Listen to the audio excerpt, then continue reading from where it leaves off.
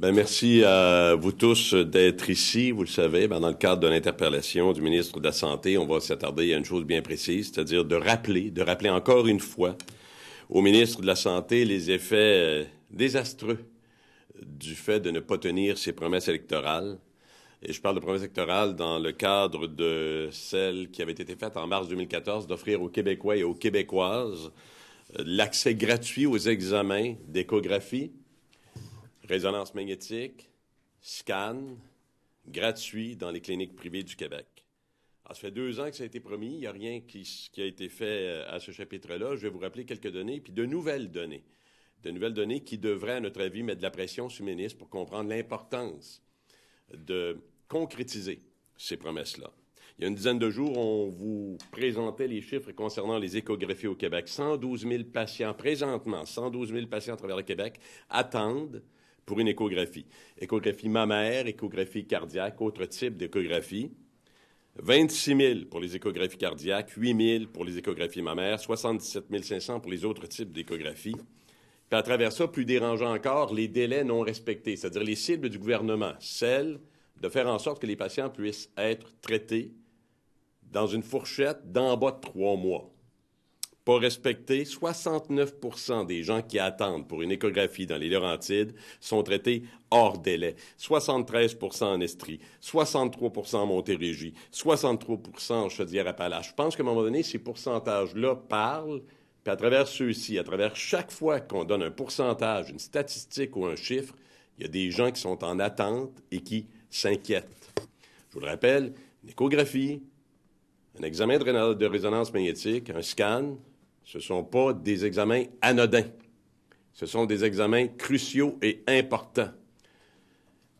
Alors, on doit agir rapidement pour faire en sorte de réussir à découvrir ce qui ne va pas et ce qu'on devra traiter, mais au-delà de ça, de rassurer le patient qui sait devoir passer à travers un examen important. Voilà maintenant les nouvelles données, parce que les Échos, on vous l'avait dit, on se rend compte dans des chiffres publiés par le ministère de la Santé et compilés ligne par ligne. Encore une fois, là, on a fait un travail pour compiler ligne par ligne la problématique en ce qui concerne les 2 autres examens que le gouvernement s'était promis de rembourser depuis mars 2014. Situation tout aussi inquiétante et préoccupante pour les IRM et pour les scans. IRM, 70 000 patients attendent, au moment où on se parle, attendent présentement pour un examen de résonance magnétique. 70 000.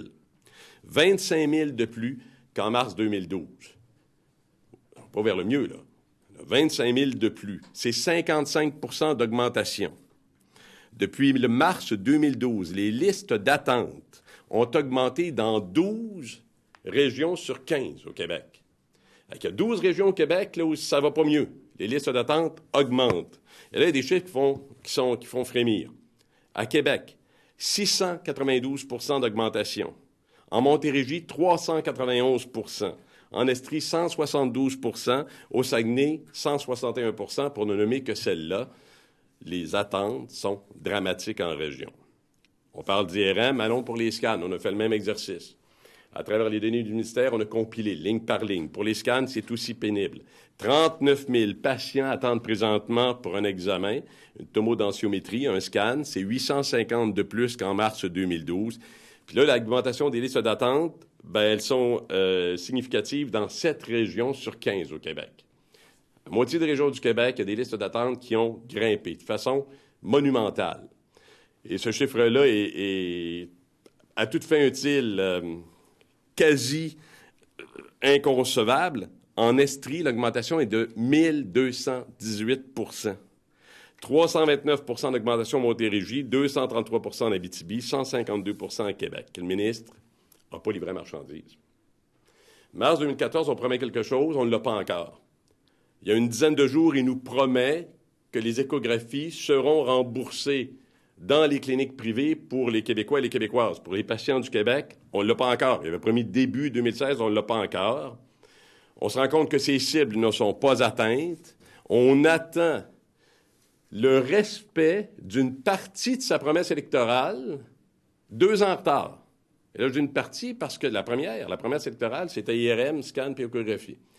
Alors, la première, on l'aura potentiellement à un moment donné, mais en même temps, ce sera le tiers de la promesse qu'il avait faite aux Québécois, aux Québécoises. Et pendant ce temps-là, la situation, elle s'empire.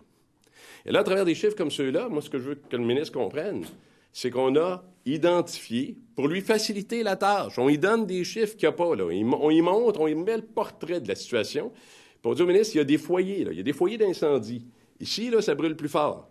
Ici, ça brûle plus fort. Appelez-les les foyers d'incendie, des foyers d'infection, trouvons les termes de santé, mais il y a des endroits où il y a un bobo là, qui est manifestement apparent. Les chiffres le prouvent. Les chiffres sont têtus. Les chiffres sont là, ils sont sur papier, ce sont des données du ministère, on les compile. Alors moi, je m'attends à ce que le ministre dise, si ça va mal là, sachons pourquoi. Si on est à 1218 % à Sherbrooke, en Estrie, sachons pourquoi. Attaquons-nous aux endroits où la situation est le plus dramatique. Tous ceux, à travers des données comme celle-là, qui nous écoutent aujourd'hui, comprendront, puis ils sont nombreux et nombreuses à la maison, là, comprendront ce qui se passe. Je suis un patient à qui on a demandé d'aller passer un examen où c'est important qu'un scan, qu'un IRM, qu'une échographie. Moi, j'ai des gens qui l'ont vécu. Je sais personnellement ce que c'est également. Puis il ne faudrait pas penser que derrière des statistiques, dans des données comme celle-là, qu'on puisse les prendre à la légère, parce que la problématique psychologique, le stress et l'anxiété provoqués en attente d'un résultat, qu'on imagine toujours le pire quand on est celui qui attend,